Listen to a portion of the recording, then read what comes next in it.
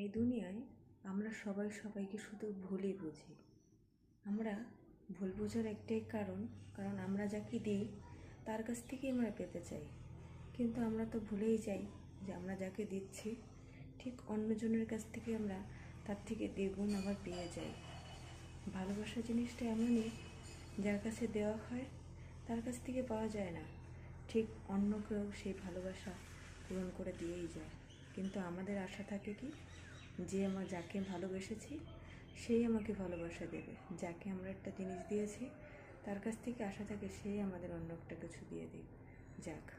কিন্তু এমনটা না, ভগবান ঠিক বুঝিয়েই দেয়, তুমি কারোর উপকার করলে আবার অন্য কারোর কাছ থেকে তুমি সেই উপকার ঠিক পেয়ে যাবে। কথাটা কি আমি ঠিক বললাম বন্ধুরা? কমেন্ট করে নিশ্চয়ই জানাবে, আর ভালো লাগলে লাইক করে কমেন্ট করে দিয়ে যাবে। ধন্যবাদ সবাইকে ভিডিওটা দেখার জন্য। টাটা।